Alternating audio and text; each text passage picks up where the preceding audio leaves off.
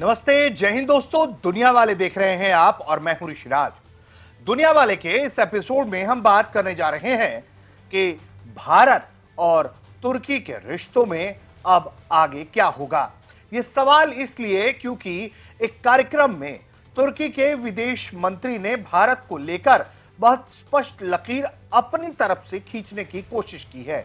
एक तरह से उन्होंने अंतर्राष्ट्रीय कार्यक्रम में जाकर भारत के साथ रिश्तों को लेकर सफाई दी है और भारत की तरफ यह इशारा किया है कि भारत को थोड़ा बड़ा दिल दिखाना चाहिए और उसे यह स्वीकार करना चाहिए कि जो उसके दोस्त हो सकते हैं वो पाकिस्तान के भी दोस्त हो सकते हैं। और क्या कुछ कहा है वो आगे सुनवाएंगे, लेकिन तुर्की की असली बेचैनी क्यों है ये भी इस वीडियो में बताएंगे।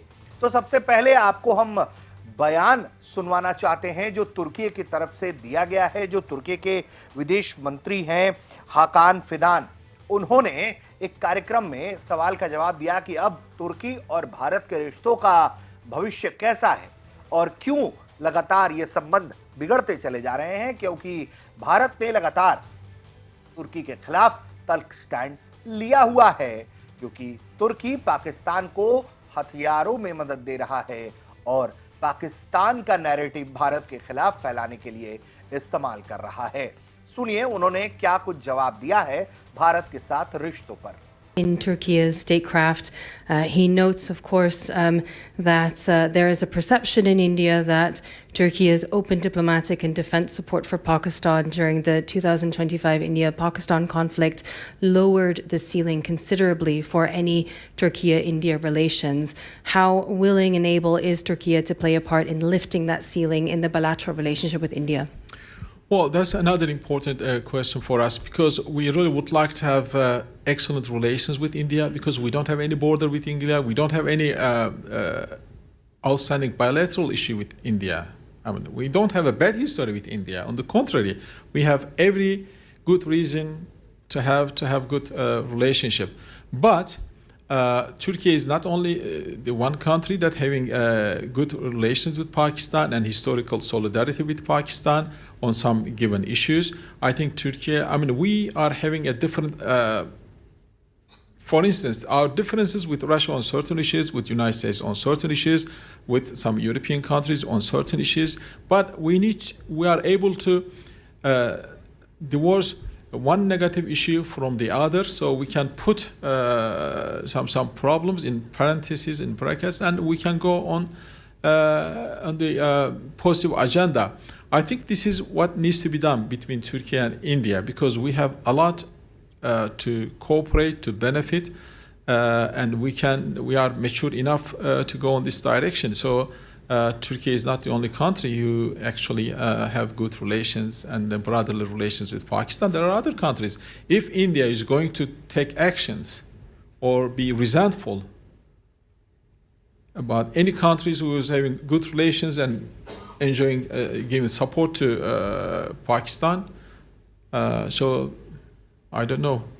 But as I said, we have no problem on bilateral level with India, and we urge India not to read the issue from a different perspective. एक तरफ यह बयान है जिसमें वो भारत से ये उम्मीद कर रहे हैं कि भारत बड़ा दिल दिखाए, रिश्तों को स्वीकार करे कि वो उसका दोस्त हो सकता है और पाकिस्तान का भी दोस्त हो सकता है। लेकिन भारत ऐसे किस तरह से तुर्की को स्वीकार कर ले जो भारत पर हमले के लिए उसे हथियार दे रहा है। और इसके पीछे एक जो सबसे बड़ा खेल है वो ये कि जो कश्मीर का मुद्दा है उसमें तेल डालने का काम अगर कोई कर रहा है तो वो तुर्की करता है। पाकिस्तान के साथ सीधे भी अपने जो बातचीत करता है, द्विपक्षीय वार्ता करता है, उसमें भी कश्मीर का मुद्दा उठा लाता है, यूएन में भी उठा लाता है, ओआईसी में भी उठा लाता है। यानी कि भारत के खिलाफ उसका लगातार एजेंडा बढ़ता चला गया। और तो और वो पाकिस्तान को हथियार तक मुहैया कराता रहा। ऑपरेशन सिंदूर के दौरान जानकारी ये भी कि कुछ ऑपरेटर्स उसके आए थे, हालांकि उनके भी ढेर होने की सूचना सामने आई थी कि तुर्की के कुछ ऑपरेटर ढेर हुए थे। हालांकि इसकी सार्वजनिक कोई सूचना नहीं है तो हम पुष्टि नहीं कर सकते। हालांकि ठीक है, आगे बढ़ते हैं। तो देखिए, तुर्की एक तरफ भारत के साथ रिश्तों को ठीक करना चाह रहा है और कह रहा है कि भैया मैच्योर हो जाओ। लेकिन ऐसा वो क्यों कर रहा है, उसकी बोली क्यों बदली हुई है, खेल जान लीजिए। अब सीधे सीधे आते हैं पॉइंट पे, एकदम पॉइंट टू पॉइंट बात। भारत साइप्रस और ग्रीस के साथ अपने रिश्तों को मजबूत करता जा रहा है। साइप्रस और ग्रीस ये दोनों देश भारत के साथ अपने रिश्ते मजबूत कर रहे हैं। इन दोनों का ही विवाद जो है वो तुर्की से है। और तो और साइप्रस को लेकर मीडिया रिपोर्ट्स में यह तक खबर थी कि साइप्रस चाहता है कि भारत से वो ब्रह्मोस ले ले, वही ब्रह्मोस जिसका दबदबा पूरी दुनिया में दिख रहा है, पूरी चर्चा जो है दुनिया में हो रही है, डंका बज रहा है जिसका, वो ब्रह्मोस लेना चाहता है आपका साइप्रस। खबर यह भी है कि साइप्रस के हाथ में पहुंचा तो फिर ग्रीस भी चुप नहीं बैठेगा और ग्रीस भी इस तकनीक को ले सकता है। यानी कि जो तुर्की के ठिकाने हैं वो साइप्रस और ग्रीस के निशाने पर होंगे, वो भी भारतीय तकनीक के साथ। ये वजह है बेचैन होने की। तुर्की में मंत्री इस तरह की भाषा बोल रहे हैं, लेकिन जो तुर्की के एक्सपर्ट्स हैं, तुर्की के जो विश्लेषक हैं, जो तुर्की के मीडिया है, या जो तुर्की के एक्सपर्ट्स हैं, या जो तुर्की की आवाज उठाते हैं सोशल मीडिया पर, वो लोग इसे खतरा मान रहे हैं, बेचैन है कि देखो देखो देखो भारत क्या कर रहा है। तो शक्ति संतुलन का जो खेल है वो भारत ने जब काउंटर करना शुरू किया तो तुर्की परेशान है। साइप्रस और ग्रीस दोनों ही जो है, मैंने जैसा बताया आपको, वो एक बड़ी धुरी है। और देखिए पाकिस्तान के साथ पहले हाल के दिनों में खबर थी कि एक मुस्लिम नेटो बनाने की बात हो रही है, जिसमें सऊदी तो आ गया है, कुछ और देशों को भी जोड़ा जाएगा, उसमें तुर्की का भी नाम था। ऐसे में साइप्रस और ग्रीस के साथ भारत का मजबूत गठबंधन तुर्की को परेशान कर रहा है कि उसका जो मुस्लिम नेटो बनाने की कोशिश कर रहा है पाकिस्तान, उसकी हैसियत घट के रह जाएगी, उसका कोई वजूद नहीं बचेगा।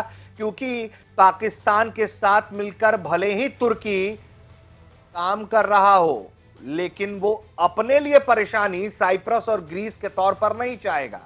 और अगर ऐसा करता है तो उसे मालूम है नतीजा क्या होगा। इसलिए वो इस तरह की बातें कर रहा है कि हम पाकिस्तान के भी दोस्त हो सकते हैं, भारत के भी हो सकते हैं। भारत के एक्सपर्ट्स मानते हैं कि पाकिस्तान को जो लोग हथियार दे रहे हैं वो कभी भी भारत के पक्ष में नहीं हो सकते हैं, भारत विरोधी प्रोपेगेंडा फैलाने में उनकी मदद कर रहे हैं। तो एक तरीके से ये प्रेशर है कि ये जो इनका मुस्लिम नेटो धुरी फेल हो जाएगा, भारतीय मिसाइल हथियारों की रीच में टर्की के एसेट्स आ जाएंगे। इसके अलावा एक और खेल है, वो ये है कि IMEC, क्योंकि जो साइप्रस है, ग्रीस है, वो केवल सैन्य मोर्चे के लिए नहीं बल्कि आर्थिक रूप से भी भारत के लिए बहुत महत्वपूर्ण है। ग्रीस का पिराउस बंदरगाह और साइप्रस की भौगोलिक स्थिति, जो प्रस्तावित India middle east Europe economic corridor का मुख्य जो प्रवेश द्वार जो है वो बन सकता है।